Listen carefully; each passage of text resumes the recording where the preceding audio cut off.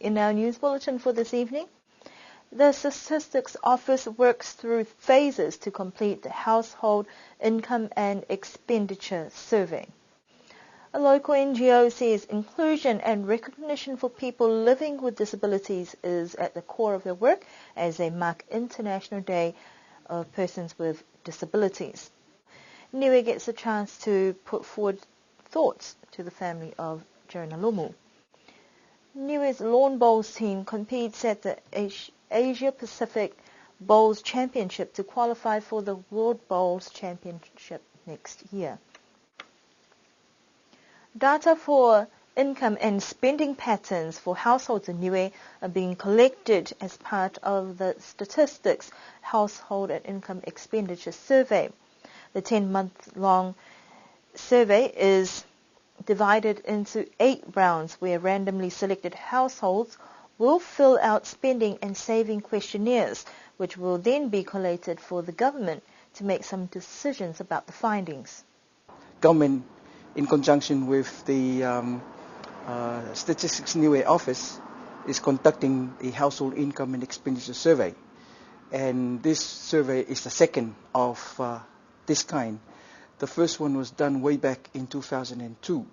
So it's high time now that we have another of this kind, so we can collect the information about the income patterns and expenditure patterns of the households in Niue. And the survey was structured to have 8 rounds with 20 houses per round. And it's aiming to have began last month, and we're looking forward to complete the survey round about August in 2016. The last time the survey was done was in 2002, with a plan to conduct one every 5 years. However, it wasn't carried out as planned, so the department is anticipating some changes that could influence the outcome for the government to make adjustments, because 2002 was a long time ago, and Niue has undergone some changes since then, especially after the devastating effects of Cyclone Hatta in 2004 and the changing dynamics at the administration level of the government of Niue. I was glad that the government finally decided to do it, and in conjunction with the assistance from the Secretariat of the Pacific Community, and I would also like to thank them for coming into the fore to give us a hand, in particularly in co-funding the survey. So far, the information we are intending to collect has been collected. So we are hoping that at the end of the survey, when everything, the information we're intending to collect will be collected, then we'll be processing it and tabulate it, and then do the analysis and then pass it on to government for decision-making and policy-making outcomes. I would just like to ask everybody whose house is being selected for the rounds until August next year, please, we will ask for your cooperation and support to the survey.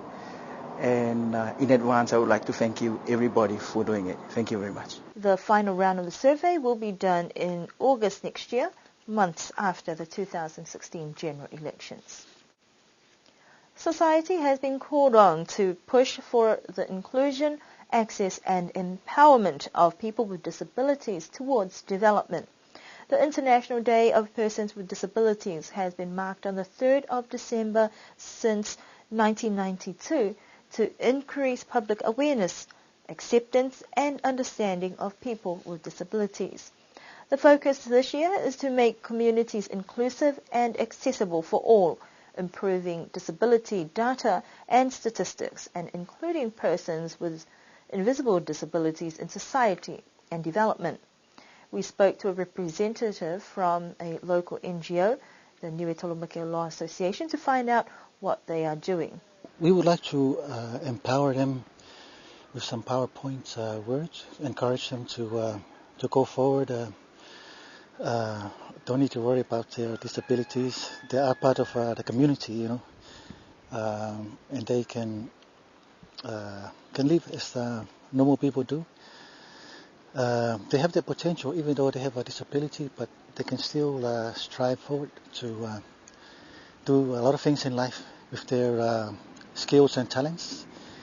And also nowadays the availability of technology, to help them out in the internet, and also the equipment that can help them get around places and communicate with people. Mr. Hopota also highlighted that some disabilities are caused by accidents that can be prevented. The Niue Tolomakeolo Association is a local NGO that works for and with persons with disabilities. NTAA has plans in moving forward that looks at targeting potential people living with disabilities by finding role models, encouraging young people to aspire and strive to achieve despite their disability. The association has also been supported by government agencies to build their capacity to develop their own projects. We publish in editing our own newsletter. Yeah, we got color pictures, and we do our own editing, and also we do projects. We can continue on with our Siale Blossom project on the roadside, and a new thing now we do. We try to promote one of the child with disability ambition to swim, be a good swimmer, and a dancer, a cultural dancer. She's doing well. Mm-hmm. And we reach out for all other disability girls too, high school girls. If they have any ambition, we can encourage it to develop. And a new thing now, another project that we aim for is developing ideal role models for Niue, for the youth. And we got two of recipients, a student from high school who participated in it. And one of them, they got the overall excellence award from the New Zealand Defence Force and the police, Niue Police Blue Light program. Yeah, and our aim is to raise it up to the national level here in Niue and forming a youth parliament for using these two guys, ideal role models for core foundation for them to be a model to the young generation. In addition, as a fledgling NGO, they are working on a membership drive to get support to move the organisation forward, but it is open to anyone who would like to help.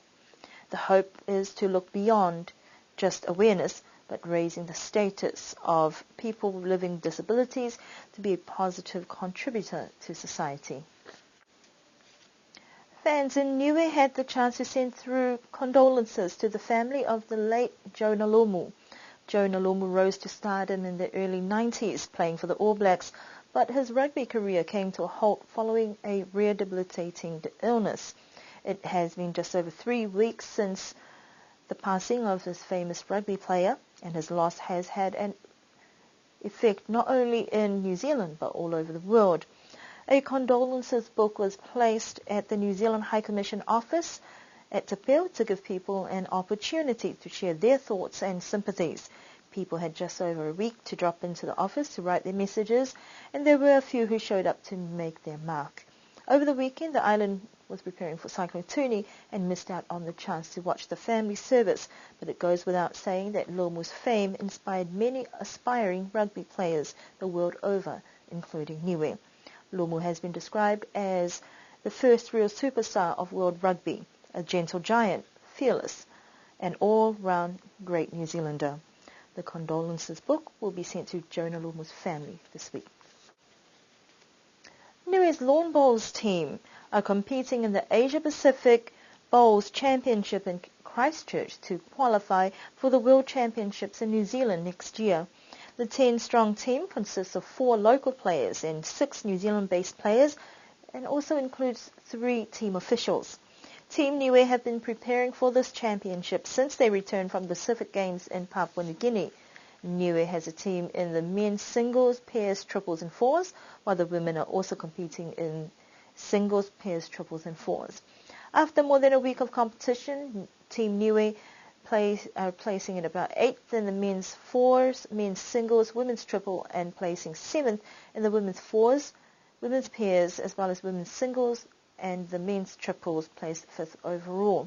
In order to qualify for the World Championships, they need to place in the top 5. The Asia Pacific Bowls Championship ends this week. That concludes our news bulletin for this evening. We do hope that you can enjoy the weekend ahead, and don't forget that Niue High School will be holding their prize-giving ceremony tomorrow, and we wish all students all the best before the end of this school year.